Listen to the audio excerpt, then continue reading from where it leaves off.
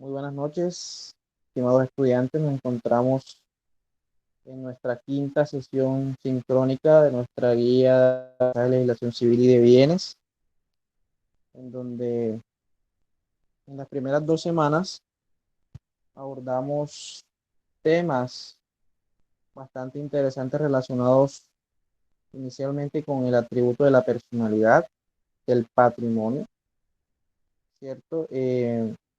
Luego de eso, hablamos sobre las diferentes nociones y conceptos que rodean a todos aquellos objetos de la naturaleza que van a entrar a ser parte de ese patrimonio.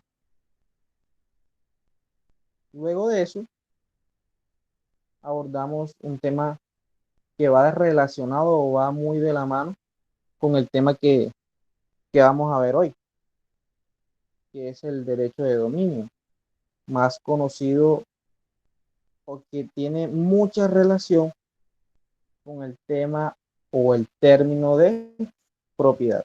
¿Listo? Recordemos que el dominio viene siendo el derecho real por excelencia. ¿Por qué? Porque el derecho de dominio conlleva tres facultades que al momento de que concurran estas tres facultades, podemos decir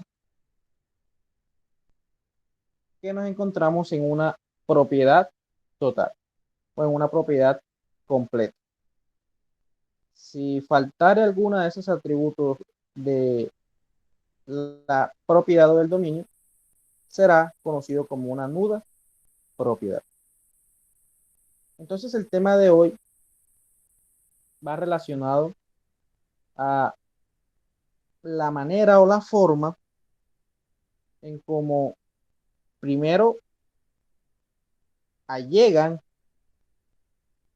o nos apropiamos o hacemos transferencia de esos objetos de la naturaleza que pueden hacer parte de nuestro patrimonio, ¿cierto? Todos esos bienes muebles, inmuebles, cómo podemos apropiarnos de ellos, cómo podemos transferirlos, cómo se extingue o desaparece de nuestra propiedad o de nuestro dominio, ¿cierto?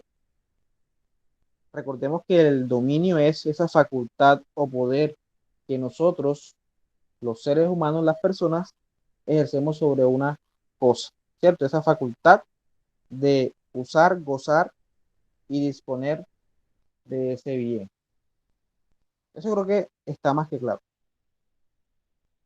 Entonces, decía yo en la clase del día miércoles de ayer presencial que todo en el ámbito jurídico lleva una secuencia, lleva una compaginación. Por eso primero tuvimos que abordar el tema del dominio y con antelación abordar el tema de los bienes, ¿cierto? Primero saber qué son los bienes, luego saber qué facultades o qué poderes tenemos nosotros sobre esos bienes y ahora vamos a estudiar cómo allegan o cómo podemos apropiarnos de esos bienes, ¿cierto? Que harán parte de nuestro patrimonio, de, nuestro, de nuestra universalidad de bienes. Entonces, ya teniendo un conocimiento amplio de lo que son los bienes, teniendo un conocimiento amplio de lo que es el dominio y sus características, hoy vamos a conocer la teoría del título y el modo. La teoría del título y el modo. En pocas palabras, ¿cierto? ¿Qué necesitamos nosotros como personas para poder expresarle a un tercero o a una persona ajena a nosotros que una propiedad, ¿cierto? Que este reloj, por ejemplo, me pertenece. Pero también, ¿cuáles son los requisitos para eh, poder demostrarle, ¿cierto? O poder transferirle a una persona, por ejemplo, la propiedad de este reloj.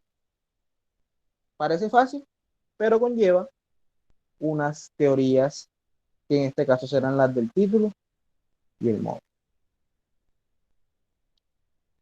Claro, eso muchachos, o tienen alguna duda con algún concepto anterior sobre lo que es dominio, sobre lo que son los bienes.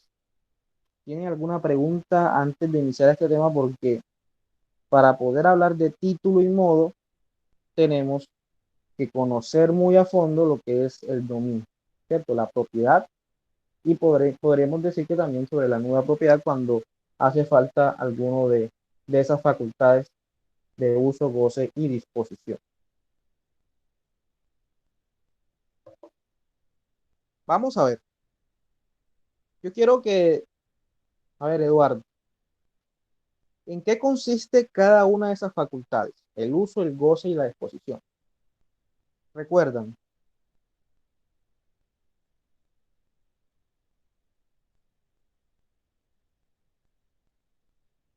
Eduardo. Escucha, profe. Sí, claro. Bueno, con respecto pues al uso es,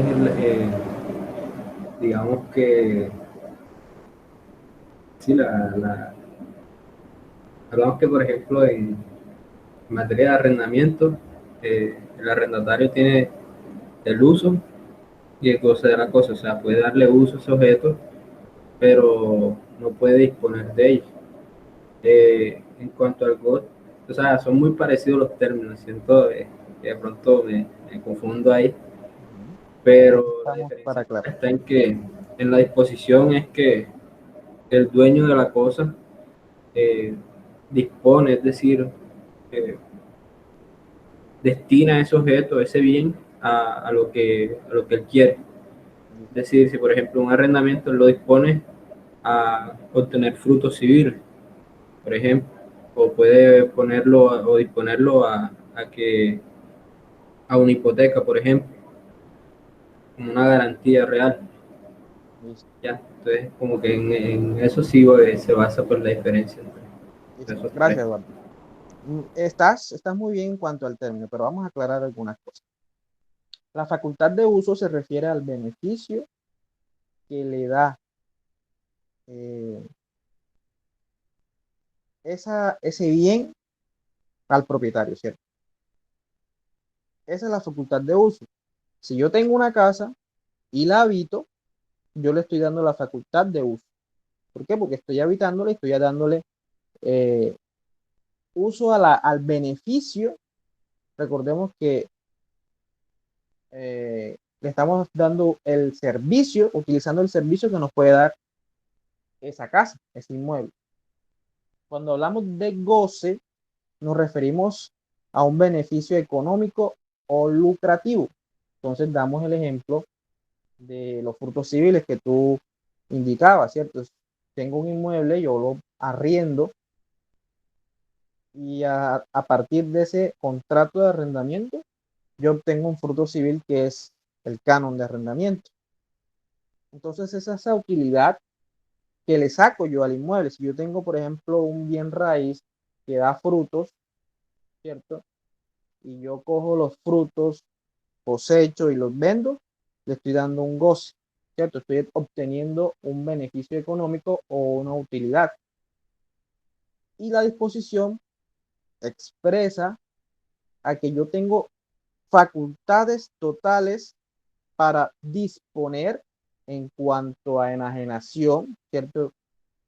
E imposición de garantías, como son la hipoteca y la prenda, dependiendo de la clase de bien, o simplemente vender o donar, ¿cierto? Esa es la facultad que yo tengo de transferir ese derecho de propiedad o ese derecho a ser propietario. Esas son las tres facultades que necesita o del dominio, ¿cierto? Bueno, teniendo eso claro y estoy muy contento porque eh, sé que ha quedado pues lo que se ha explicado. Obviamente ya Yo sé que hay algunos que pues tienen bases anteriores, pero realmente es gratificante eso. Vamos entonces a compartir las diapositivas como de costumbre, muchachos. Vamos a ver.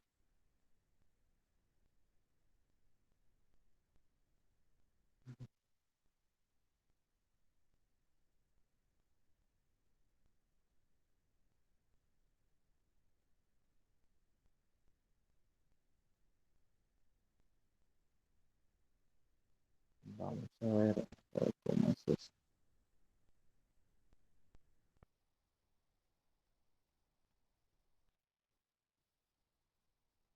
Entonces el tema de hoy, muchachos, es el título y modo, la teoría del título y el modo.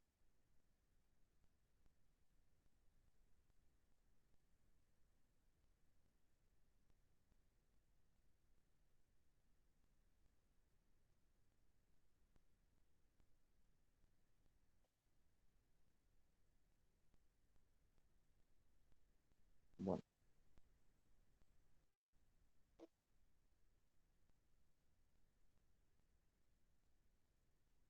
bueno, muchachos, recordando, cierto que eh, lo que se busca con la teoría del título y modo es la obtención o la transferencia, y la forma en cómo adquirimos nosotros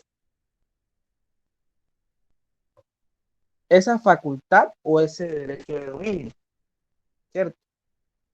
Como hablamos de título y modo, esos son los requisitos, ¿cierto? Para de pronto concretizar o dejar en concreto eso de título y modo, son los requisitos, título y modo son los requisitos que yo necesito para poder hacerme como titular de ese derecho de dominio sobre una cosa, ¿cierto? Para yo poder disponer, para yo poder usar y para yo poder gozar. Entonces aquí tenemos que ese título y modo tiene mucha relación o son el medio para llegar a obtener ese derecho de dominio.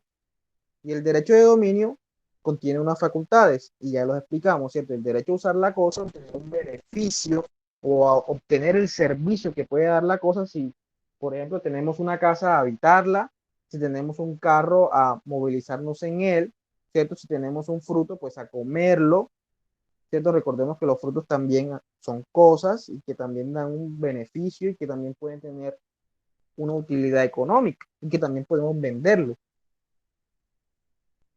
Y obviamente tenemos el derecho pues a disponer de la cosa, la facultad de disposición, al igual que la facultad de goce, ¿listo? Es decir, percibir frutos de ella, tanto frutos civiles como frutos naturales.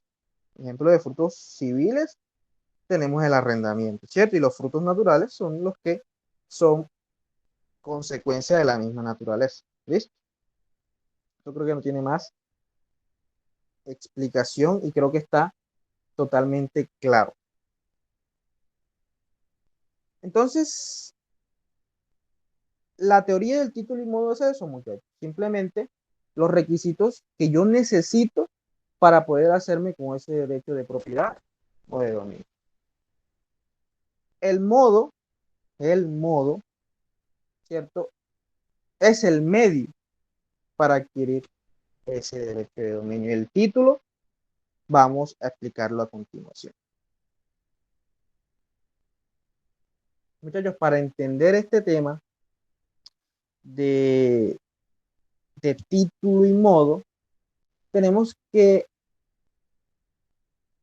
saber un poco o entrar un poco a estudiar lo que es la teoría de las fuentes de las obligaciones. ¿Listo? Porque el título, ¿cierto? Es el documento o es el requisito en donde se va a mezclar o se va a vertir, se va a establecer la voluntad, ya sea unilateral o bilateral, ¿cierto? Para adquirir esa cosa o bien que hace parte de la naturaleza. ¿Listo? El modo es la forma en cómo nosotros vamos a perfeccionar esa voluntad de adquirir, ¿cierto? O de transferir ese derecho de dominio sobre esa cosa. Entonces, les voy a compartir, vamos a ver, yo les había compartido en la plataforma Q10, vamos a ver, unas infografías para que quede claro este tema de el título y modo. De qué es el título y qué es el modo. Vamos a ver. ¿Qué es el título, muchachos? Creo que ahí se ve bien. El título es aquel que crea derechos y obligaciones. Es simplemente aquel objeto, aquel documento, podríamos decirlo así, o aquella facultad que crea derechos y obligaciones. Como crea derechos y obligaciones, tenemos que remitirnos a lo que es la teoría de las fuentes de las obligaciones. Y el modo, muchachos, es la manera de ejecutar el título. ¿Listo? La manera de perfeccionar ese título.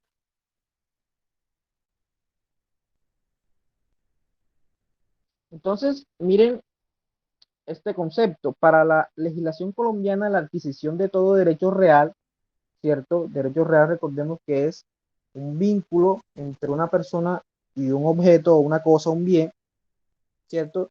Exige la presencia de título y modo, ya que por separado ninguno de las dos es suficiente para engendrar el derecho real o el derecho de dominio. ¿Listo? ¿Qué clases de títulos encontramos en el ordenamiento jurídico? Encontramos títulos constitutivos, títulos justos o títulos injustos, gratuitos, singulares, onerosos, universales o declarativos. ¿Listo? Constitutivos son aquellos que crean derechos, ¿cierto? Que crean originariamente ese derecho. Justo o injusto, podríamos denominarlo como ese derecho que tenemos, ¿cierto? Tenemos que relacionarlo con el justo título. Por ejemplo, cuando tenemos una compraventa sobre un inmueble, pero no tenemos esa compraventa registrada, ¿cierto? Entonces tenemos un justo título, tenemos un documento que ampara ese derecho. Ahora, si tenemos de pronto una simple posesión, ¿cierto? Eh, no tenemos justo título o es un título injusto, simplemente es ese derecho sin la existencia de ese documento por escrito. Existe el derecho, pero no tenemos un documento en físico que lo pruebe. Los gratuitos. Los títulos gratuitos son aquellos que no tienen una onerosidad, no tienen un valor económico en cuanto a la voluntad de las partes, por ejemplo, la donación. Título oneroso, tienen un precio. ¿Listo? Singulares, universales y declarativos. Bueno. Y los modos de adquirir el dominio para de pronto avanzar un poco sobre ello son la ocupación, la accesión, la tradición, la prescripción y la sucesión. Entonces, que quede claro, el título es aquel que crea derechos y obligaciones. En él se plasman las voluntades de las personas de adquirir o transferir esa cosa o ese bien, ese derecho real, ¿cierto? Ese derecho real sobre esa cosa. Y el modo es la manera de perfeccionar esa voluntad que se encuentra dentro del título. palabras más, palabras menos, para poder tener la propiedad de una cosa, ¿cierto? De un bien, tenemos que tener título y modo. Es decir, tenemos que tener un documento en donde se vierta la voluntad y además lograr a través del modo el perfeccionamiento de ese título que contiene la voluntad de adquirir o transferir ese bien. Listo, muchachos, creo que ahí logramos establecer un poco las diferencias y las diferentes nociones de lo que es título y de lo que es modo. Más sin embargo, por acá tengo también un documento.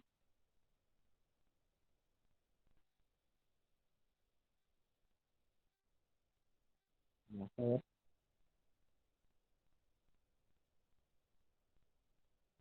Entonces, el título contiene la voluntad, ¿cierto? A partir de las fuentes de las obligaciones, ¿cierto? ¿Cuáles son las fuentes de las obligaciones? Ya vamos a ver cada una de ellas. ¿Listo? ¿Con qué fin? De adquirir el derecho real, ¿cierto? El derecho de dominio sobre esa cosa. Y el modo es la forma en cómo se adquiere el derecho real. ¿Listo? El perfeccionamiento o cómo se perfecciona ese tipo. Bueno, ya si volvemos a las diapositivas.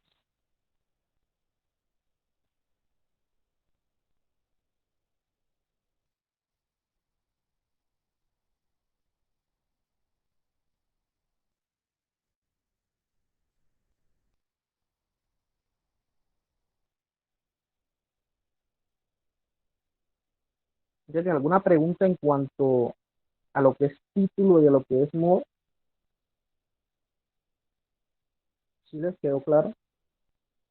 Sobre el título, contiene las voluntades, contiene esa fuente de obligaciones, ¿cierto? Que obviamente la fuente de obligaciones va a llevar consigo una voluntad y un consentimiento. Y el modo es cómo se perfecciona esa voluntad de adquirir o transferir ese derecho de dominio. Para poder indicar o establecer que somos propietarios o ejercemos el derecho de ser titular de dominio, tenemos que tener título y modo. ¿Listo? Bueno, ¿alguna pregunta, muchachos? Claro, esos términos, esos conceptos.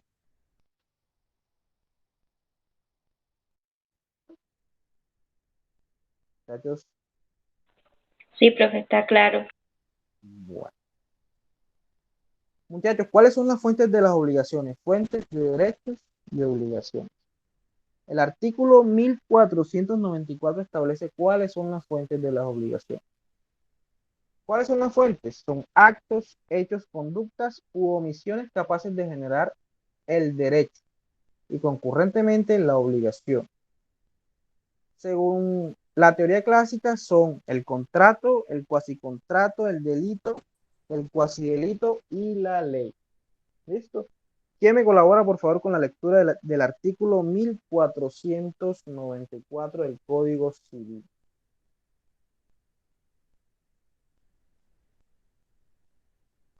Por favor, que tenga el código a la mano.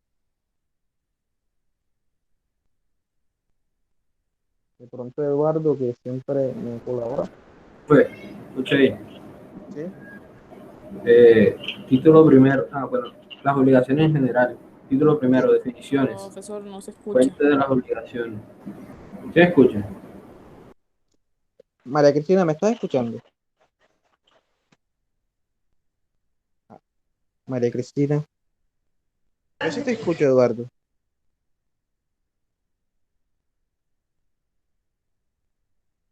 María Cristina. Bueno. Eduardo, por favor, continúa con la lectura porque Las obligaciones en general. Título primero, definiciones.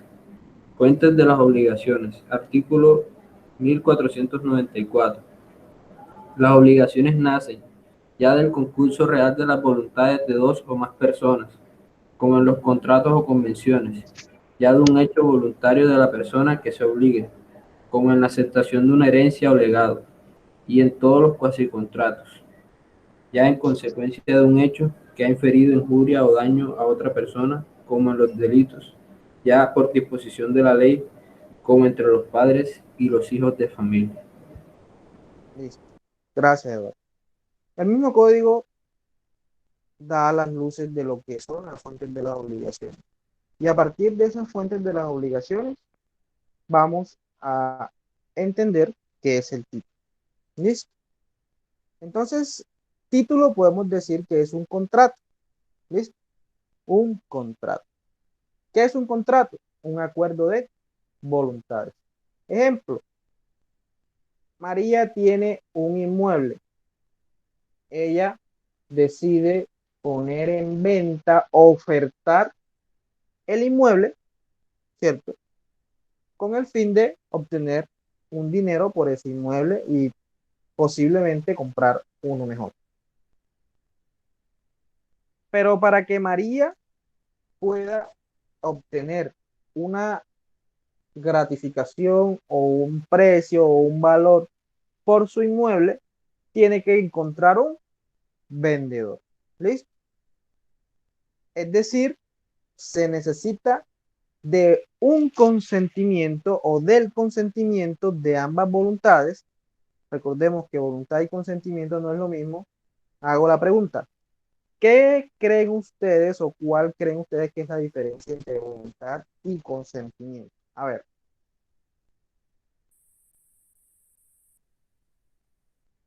¿Qué dice Camila? Diferencia entre voluntad y consentimiento.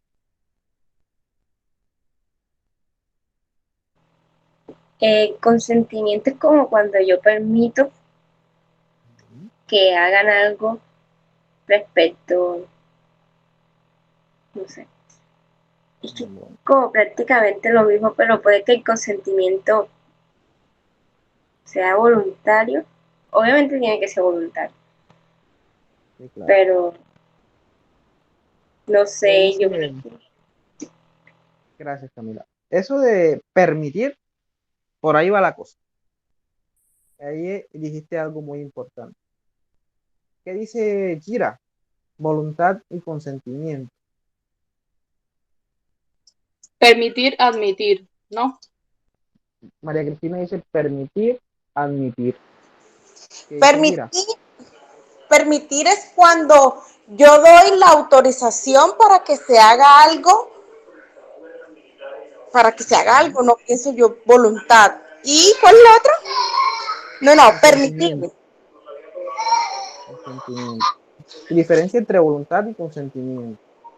Por eso, voluntad es cuando yo doy como un permiso, una autorización para que se haga algo.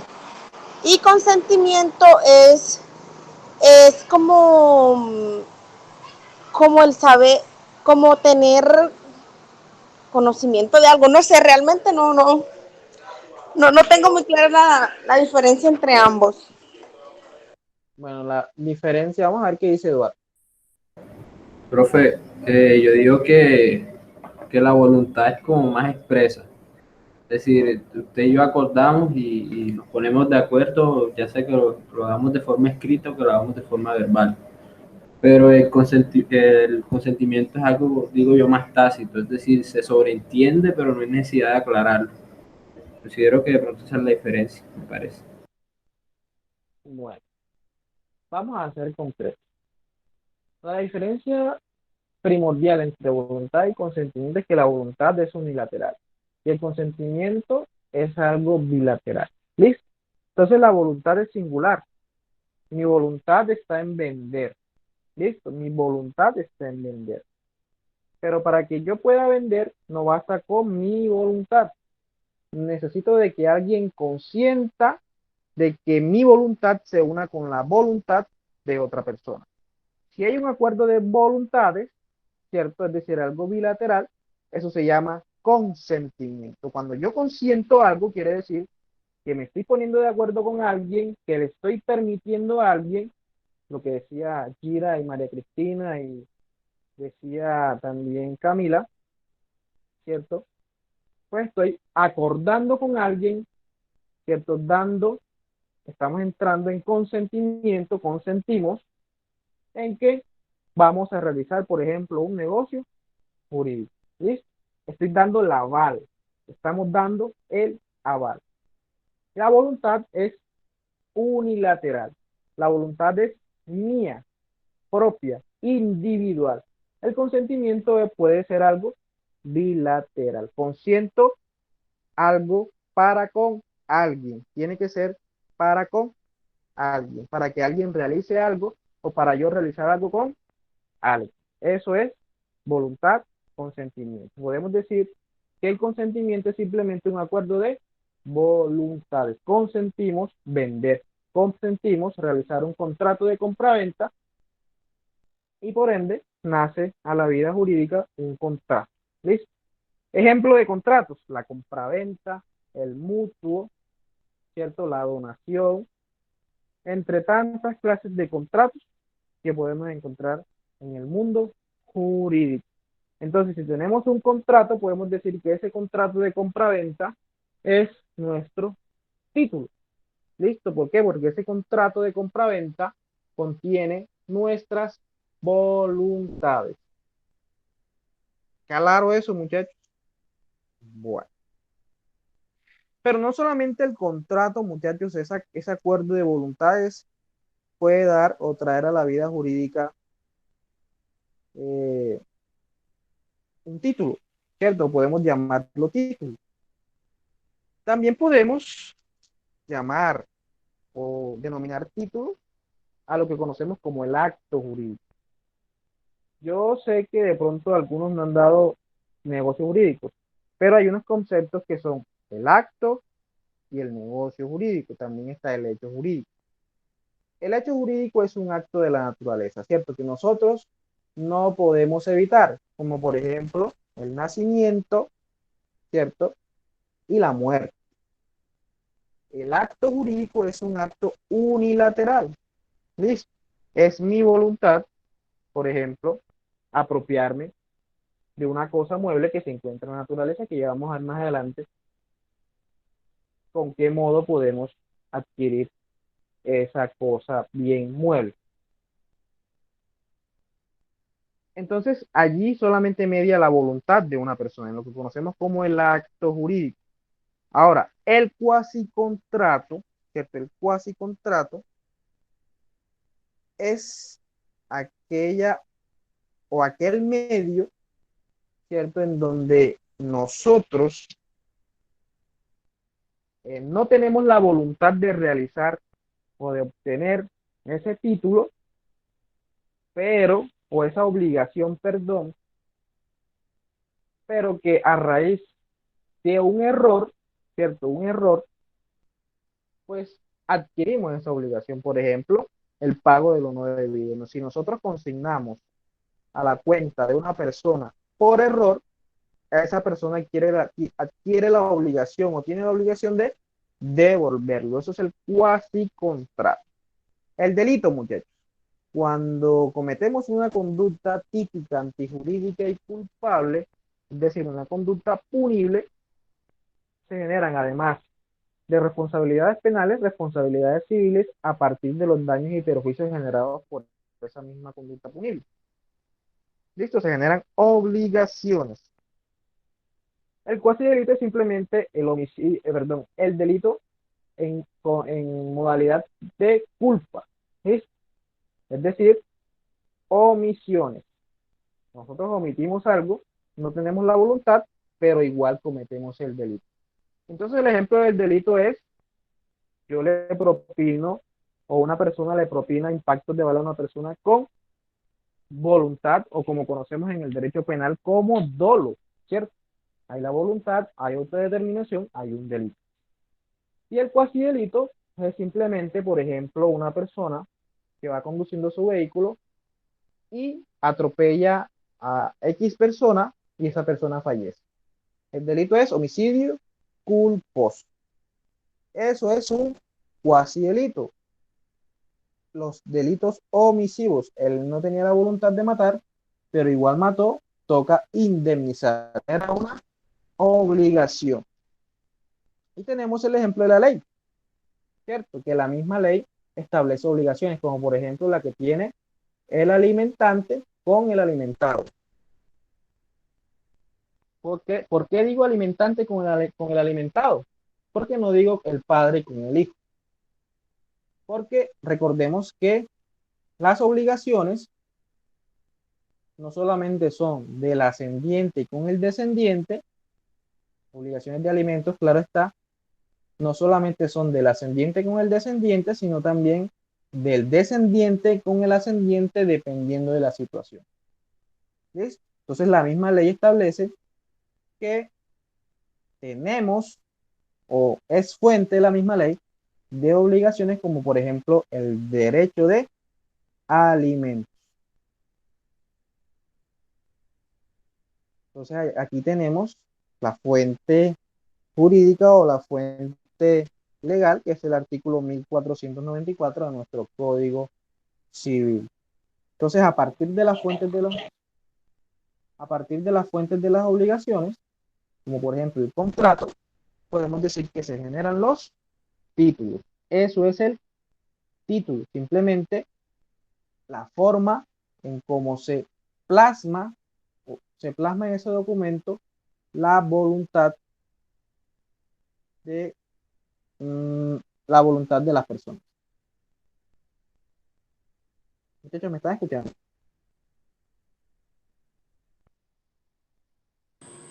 Sí, profe. Profe, Sí, profe.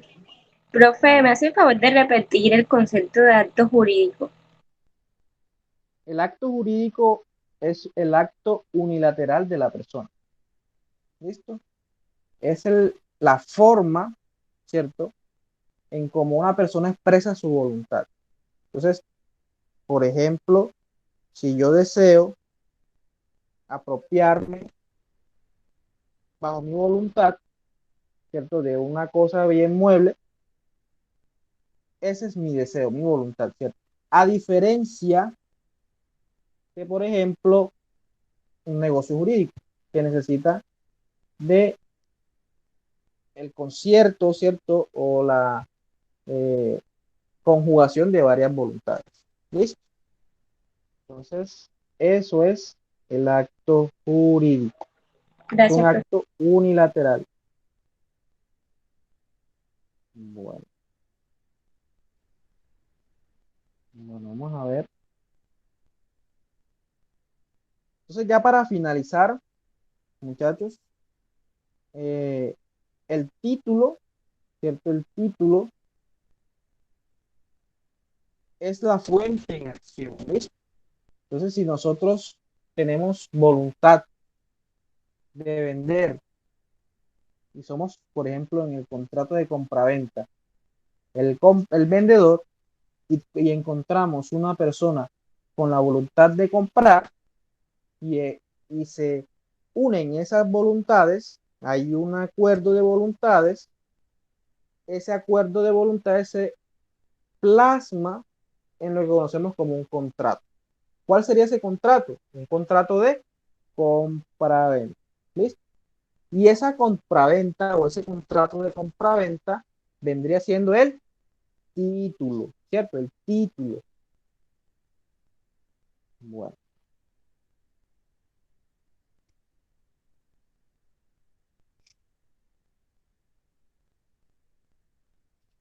Muchachos, pero ese título, ¿cierto? Ese título, esa fuente en acción, fuente de obligaciones en acción, por sí sola no es suficiente para decir o para establecer o manifestarle a los terceros que me rodean que ese bien es de mi propiedad.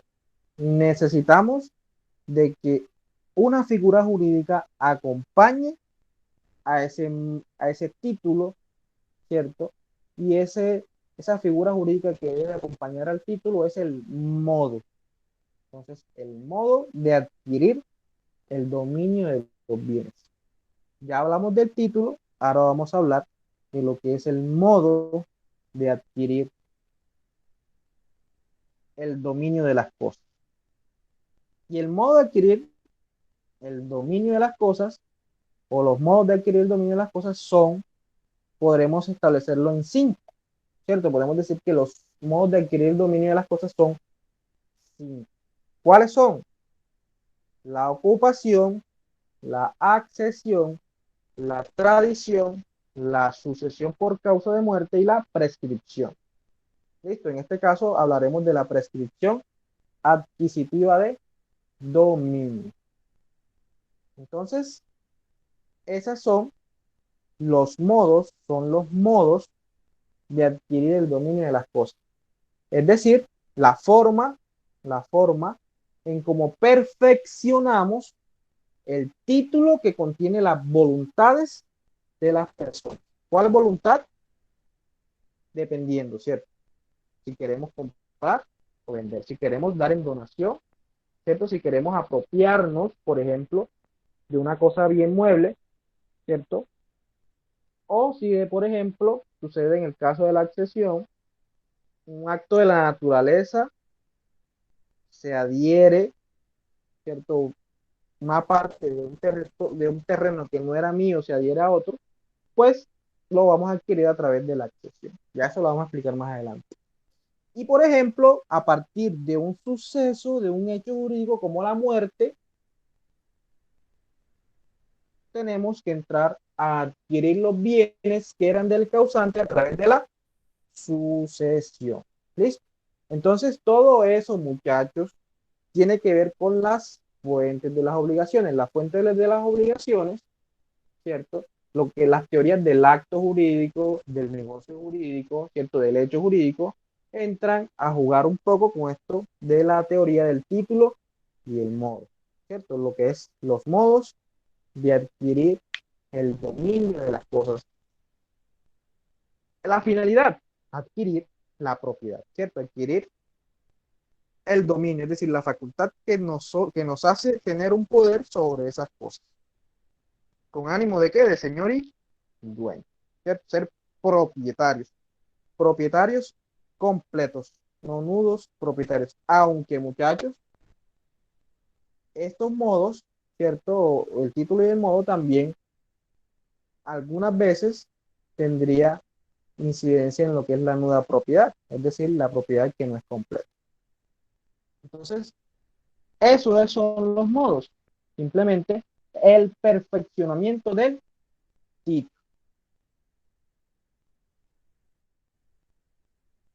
Bueno.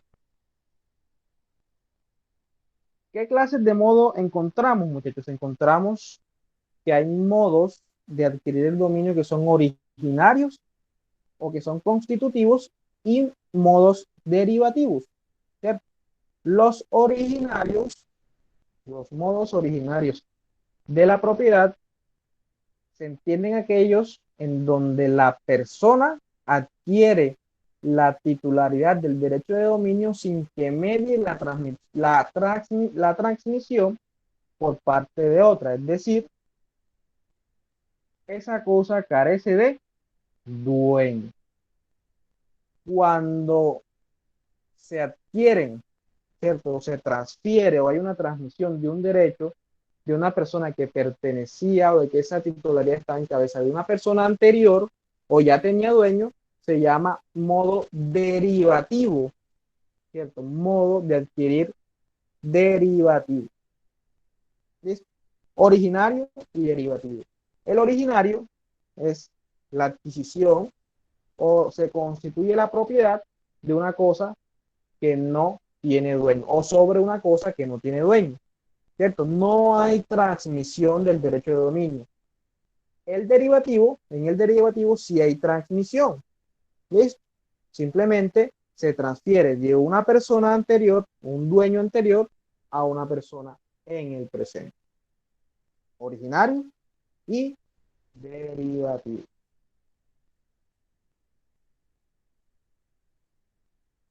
Bueno.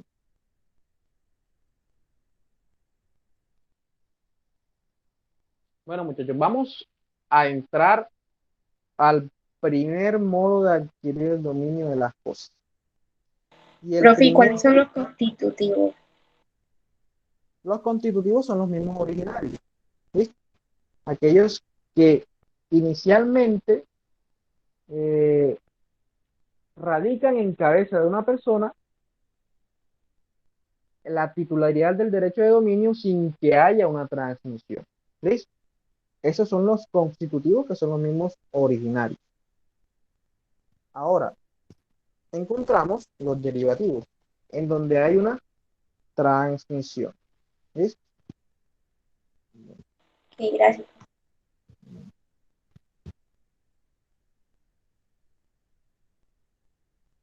Bueno, el primer modo de adquirir el dominio de las cosas que vamos a estudiar es la ocupación.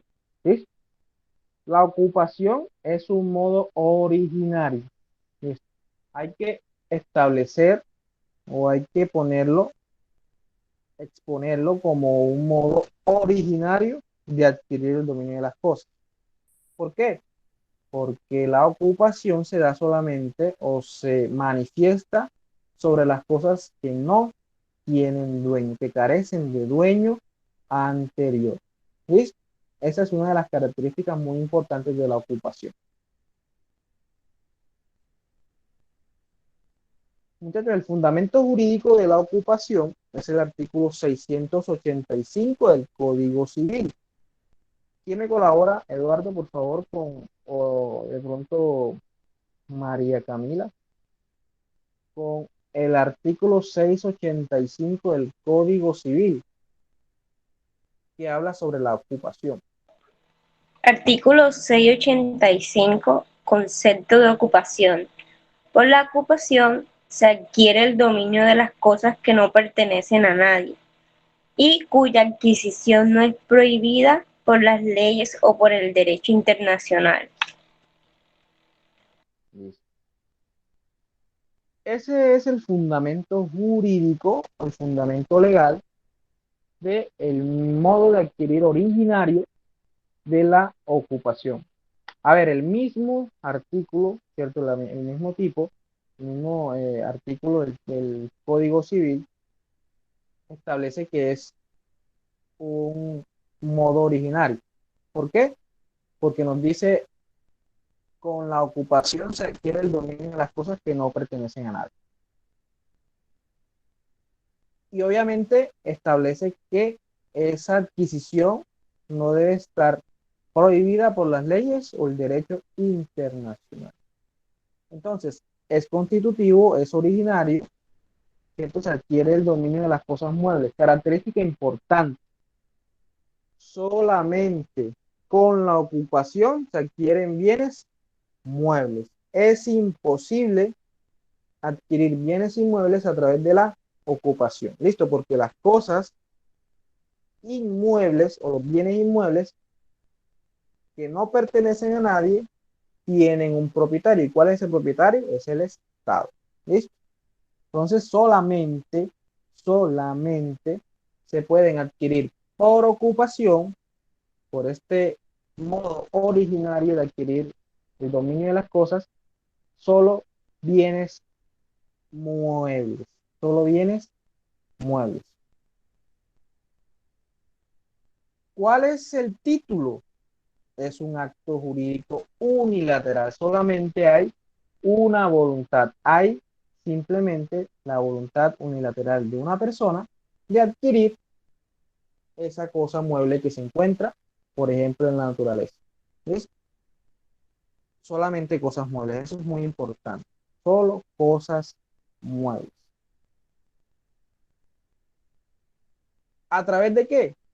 Una de las principales características de la ocupación es la aprehensión material, ¿cierto? La aprehensión material, es decir, ejercer con ánimo de señor y dueño una propiedad o un poder sobre esa cosa que nosotros hemos aprendido materialmente.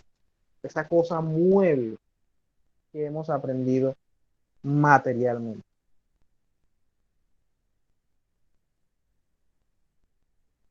¿Qué elementos tiene el modo originario de adquirir el dominio de las cosas de la ocupación? Debe tener un sujeto, es decir, debe mediar la voluntad de una persona que tenga intención de aprender materialmente esa cosa mueble, objeto de la naturaleza. El objeto, muchachos, en cuanto al objeto o los bienes que son susceptibles de ocupación, solo son aquellos bienes o cosas muebles, ¿cierto? Por la explicación que ya les di de que las cosas inmuebles que no tienen dueño pertenecen al Estado. Solo se puede adquirir por ocupación o a través de el modo de adquirir el dominio originario de ocupación las cosas muebles, solo cosas muebles, cosas abandonadas, cosas creadas, cosas animadas, ¿cierto? Sean animales domésticos o domesticables, ¿cierto? Todo dependiendo de qué, de la reglamentación o de lo que manifiesta el legislador a través de las leyes sobre estas actividades de la ocupación. ¿Por qué digo actividades? Porque ya vamos a establecer cuáles son los ejemplos de la ocupación.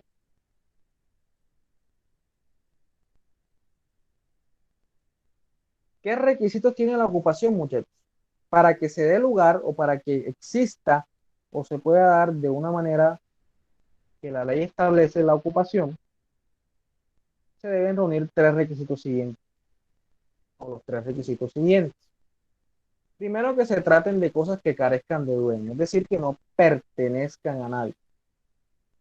Segundo, que la adquisición no esté prohibida por la ley. Si, por ejemplo, la ley prohíbe la caza de animales en peligro de extinción, por ejemplo, esa adquisición va a estar prohibida y por ende puede tratarse de un delito o puede tratarse de una conducta típica, antijurídica y culpable que será sancionado por el derecho penal. Y otra característica, debe existir la aprehensión material de la cosa. ¿Con intención de qué? De adquirirla. Entonces yo manifiesto o tengo la voluntad, como ya lo he dicho anteriormente, de adquirir esa cosa mueble que se encuentra en la naturaleza. Yo la aprendo materialmente, esa aprehensión material se le denomina ocupación, ¿cierto? Yo veo de pronto una cosa de la naturaleza, tengo la voluntad, ¿cierto?, de adquirirla, y lo que hago es aprenderla materialmente, es decir, la tomo con intención de adquirirla, de hacerla mía, de ejercer un poder sobre ella, ¿listo? Eso es la ocupación. Profe, yo tengo una pregunta. ¿Sí? Ah, y entonces los bienes mostrencos, un bien mueble mostrenco, entonces lo puedo adquirir también por ocupación. Si se dice que no se puede adquirir, solamente se pueden adquirir bienes inmuebles. Entonces los Bienes, mostrencos que no pertenecen a nadie, lo bienes puedo adquirir muebles, por ocupación. los bienes muebles. Lo que pasa es que los bienes muebles que no pertenecen a nadie, los bienes muebles que no pertenecen a nadie son del Estado. ¿Listo? Ya ahorita vamos a hablar de los bienes mostrencos. Los bienes mostrencos son una forma, ¿cierto? Podríamos decir que la excepción a esto. Son esos bienes que están deshabitados, ¿listo? Pero la regla general es que los bienes muebles son los únicos que pueden ser adquiridos por ocupación. ¿Listo? Y ahorita haremos referencia a los bienes mostrencos. Bueno. Clasificación. A ver, hay muchas clases o podemos establecer muchas formas de ocupación. ¿Qué cosas pueden ser objeto de ocupación? Las cosas animadas, las cosas inanimadas, especies al parecer perdidas y las especies al parecer náufragas. Eso obviamente va a ir dependiendo de la legislación de cada país, porque cada país obviamente va a establecer unas reglas. Entonces, la ocupación de las cosas animadas, ¿cierto? Recordemos que las cosas animadas son aquellas que pueden transportarse o que se pueden trasladar de un lugar a otro por su misma naturaleza. Entonces, encontramos los semovientes, encontramos los animales. El ejemplo más claro es la caza y la pesca. ¿Listo? Entonces nosotros tenemos la voluntad o ejercemos la actividad de la caza,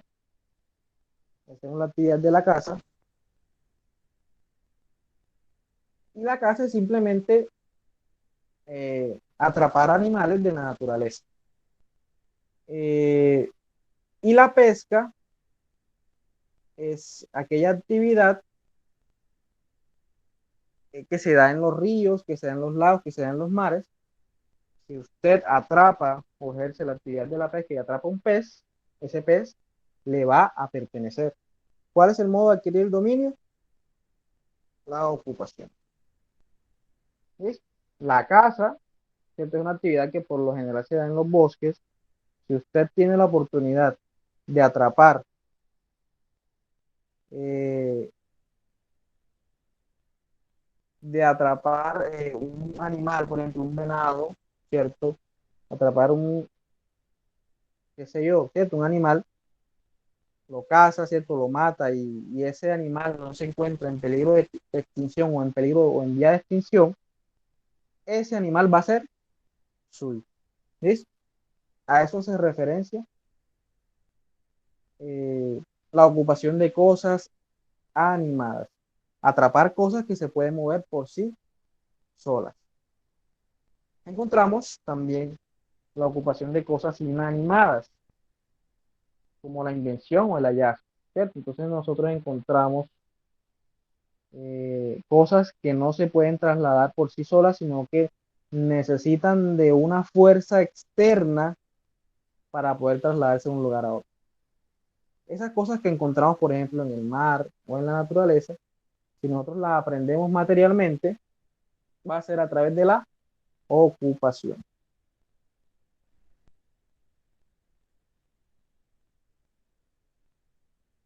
Acá vemos también una diapositiva que hace referencia a esa clasificación de las cosas, de la ocupación de cosas animadas e inanimadas. A ver, ¿tienen alguna pregunta con respecto a esto de la ocupación? ¿Tienen alguna duda en cuanto a todo lo que hemos visto? Creo que está claro, ¿no? La ocupación es simplemente la aprehensión material de las cosas que no tienen dueño. Esta es la primera de los 5 modos de adquirir el dominio de las cosas que vamos a estudiar. Posteriormente vamos a estudiar lo que es la accesión. ¿Sí? La accesión. La accesión Accesión. de acceso. Sí, la accesión es otro modo de adquirir el dominio de las cosas, en donde, por ejemplo, las cosas que den o los frutos que den, las cosas que son de nuestra propiedad serán también de nosotros. Hay varias clases de accesión. Lo que les explicaba se desprende un pedazo de tierra y se adhiere a una propiedad ¿cierto? Por la naturaleza, son ejemplos que da el Código Civil. Si se adhiere a mi propiedad, eso me va a pertenecer por accesión. Pero eso ya lo trataremos en la próxima clase. Profe, una pregunta. Sí, dígame. En el caso cuando las personas invaden un terreno, como decían algunos sectores de aquí de Montería, ¿cómo se le llamaría eso? Bueno, cuando se ocupa, por cierto, nosotros decimos que se ocupa o se invade, eso es simplemente, por ejemplo, si es un terreno que le pertenece al Estado, un bien de uso público, eso no van a poder adquirirlo ni por ocupación, porque no es posible, ¿cierto? Y mucho menos por prescripción. Es simplemente una invasión ¿cierto? Pero cuando se realiza sobre bienes inmuebles, ¿cierto? Cuando se realiza sobre bienes inmuebles, el modo de adquirir dominio de esas cosas que de pronto se le ejerce o se ejerce esa propiedad de dominio o esa posesión, perdón, con ánimo de señor y dueño, y se tiene un justo título o de pronto no se tiene un justo título, se va a entrar a adquirir por prescripción, pero nunca por ocupación. Era lo que le decía a Sergio. Los bienes mostrencos son los bienes que carecen de bienes que están vacantes, ¿cierto? Hay una clasificación de bienes mostrencos y bienes vacantes que son inmuebles, ¿cierto? Es como la única excepción, la única excepción que podemos encontrar de eso de bienes inmuebles. Pero la regla general es bienes que sean solo muebles. Esto, la ocupación solo puede darse sobre bienes muebles.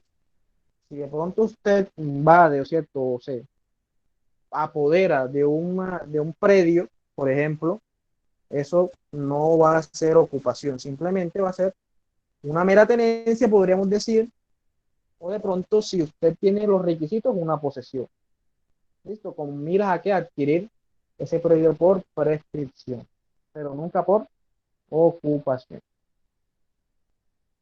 Bueno. A ver, me decía. Vamos a ver. Bueno, aquí en el artículo 699 encontramos lo que es la invención o el hallazgo. ¿Quién me colabora, por favor, con la lectura del artículo 699?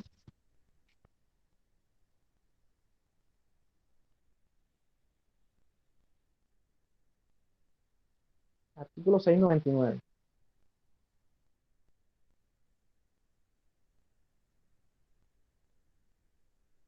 Muchachos. Si nadie dice, yo lo digo. Artículo 699. Invención o hallazgo como tipo de ocupación. La invención o hallazgo es una especie de ocupación por la cual el que se encuentra una cosa inanimada que no pertenece a nadie adquiere su dominio apoderándose de ella. De este modo se adquiere el dominio de las piedras, conchas y otras sustancias que arroja el mar y que no presentan señales de dominio anterior. Se adquieren del mismo modo las cosas cuya propiedad abandona su dueño, como las monedas que se arrojan para que las haga suyas el primero ocupante. El primero ocupante. No se presumen abandonadas por sus dueños las cosas que los navegantes arrojan al mar para alijar la nave. Aligerar. Bueno. Entonces, el Código Civil establece una regla, ¿cierto? Entonces nos dice que todo lo que sea, ¿cierto? Todo lo que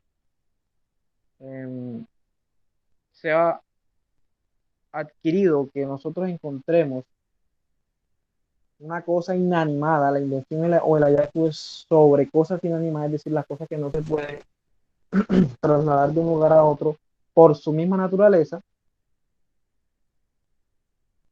se adquirirá el dominio solamente con la intención de apoderarse de él.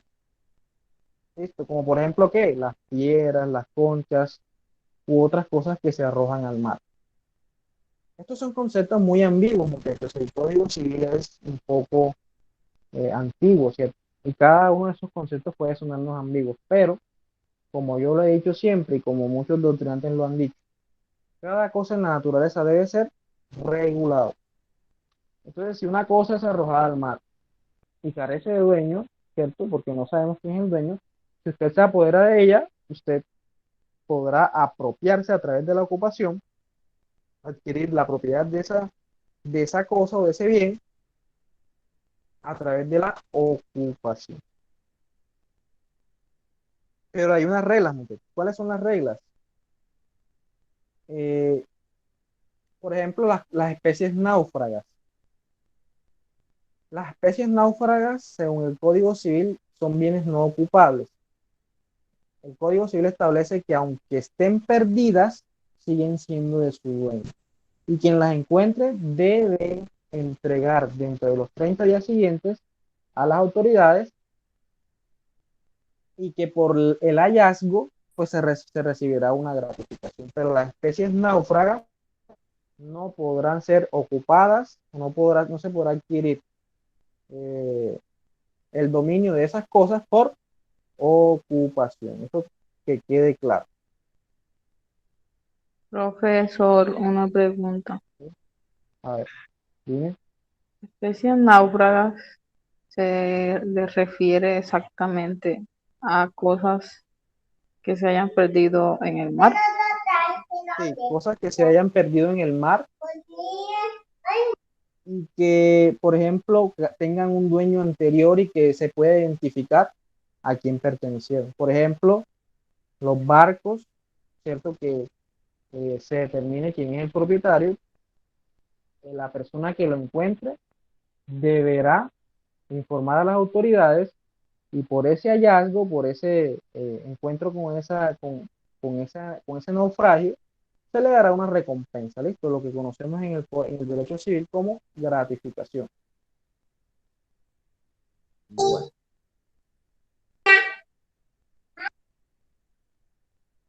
Vamos a ver.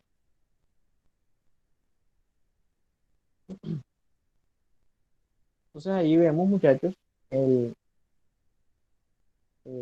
el fundamento jurídico, el artículo 7.10. Y ahí vemos en el artículo 7.11 encontramos lo que es la gratificación por el salvamento de especies náufragas. Pero nunca van a poder ser ocupables por medio del modo originario de la ocupación. Bueno.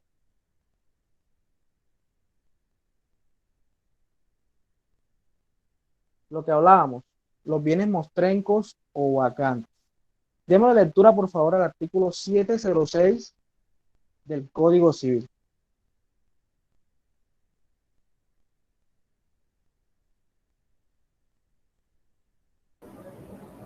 Bienes vacantes o mostrencos. Sí. Artículo 706. Estímese bienes vacantes los bienes inmuebles que se encuentran dentro del territorio respectivo a cargo de la nación, sin dueño aparente o conocido, y mostrencos los bienes muebles que se hallen en el mismo caso.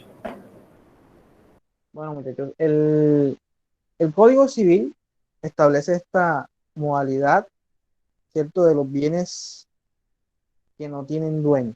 El derecho civil denomina bienes vacantes aquellos inmuebles que no tienen dueño conocido. ¿Listo? Bienes vacantes son los bienes inmuebles que no tienen dueño conocido, es decir, y se da. Créanme que se da. Esas casas, ¿cierto?, que han tenido tantos años desocupadas y nadie sabe a quién pertenece. Obviamente hay que verificar de pronto en instrumentos públicos, hay que verificar de pronto quién fue un dueño anterior. Pero si no se conoce quién fue el dueño o no se le conoce dueño, ese bien se denominará vacante. Entonces, esa es una excepción. Podría adquirirse, pero hay unas jurisprudencias, ¿cierto? La Corte Suprema de Justicia ha establecido que para que los bienes vacantes ostenten la calidad de tal, ¿cierto?, de ser bienes vacantes, es necesario que hayan tenido un dueño anterior. ¿Listo? No se sabe quién es, pero deben tener un dueño anterior. Si no tienen un dueño anterior, son baldíos. ¿Listo? Son baldíos. Conclusión. Estos bienes, ¿cierto?, bienes vacantes o baldíos, perdón, vacantes y mostrencos, los mostrencos, ¿cierto?, son los bienes muebles, ¿cierto? Son los bienes muebles que tampoco tienen dueño conocido. Es como la denominación de las cosas que no tienen dueño. Los vacantes son los inmuebles y los mostrencos son los muebles. ¿Sí? Pero la regla general, muchachos, es que no se puede adquirir por ocupación los bienes inmuebles. ¿Sí? Si es un baldío pertenece al Estado. ¿Cuál es la forma de adquirir por prescripción de adquirir las cosas de bienes inmuebles? Es la prescripción. ¿Listo? Es la prescripción.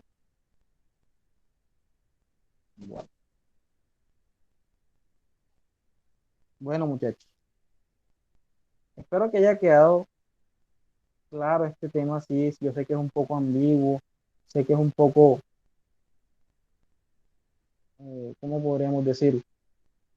Podríamos decirlo que es un poco complejo porque conlleva unos conceptos un poco antiguos, un poco ambiguos, pero con calma y con un poco de lectura podemos encontrarle lo bonito a esto de las nociones en nuestro código civil. Muchachos, ¿alguna pregunta, alguna duda, alguna sugerencia de pronto? ¿O todo claro?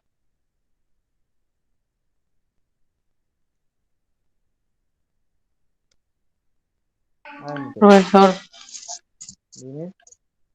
yo sí tengo una pregunta. ¿Qué diferencia hay entre un bien mueble y un inmueble? Yo creo que usted la dijo, pero no recuerdo. Claro que sí, los bienes muebles son aquellos que se pueden trasladar de un lugar a otro, ya sea por su misma naturaleza, como los semovientes, ¿cierto? Ujú. Una vaca, o por una fuerza externa, como una silla, ¿cierto? Necesitan de una fuerza externa para trasladarse de un lugar a otro. Y los bienes inmuebles son aquellos que están fijos, que no se pueden trasladar de un lugar a otro, como por ejemplo los predios, ¿listo? Los bienes raíces. Ok, claro, Estos son, gracias. estos son los bienes inmuebles. Bueno, bueno, muchachos. Eh, bueno, la próxima clase vamos a ver accesión y tradición. Y la próxima clase, la última semana, vamos a ver sucesión y vamos a ver prescripción. Son dos modos de adquirir dominio que son muy interesantes. Entonces, ha sido un placer por el día de hoy. Vamos animados, ¿cierto? Tratemos de asistir a las clases presenciales. Obviamente es voluntario, pero por allá los espero.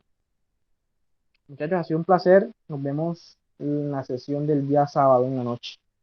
Gracias. Gracias a usted. Gracias, profe. Listo. Gracias, profe. Gracias, profe. Entonces, listo.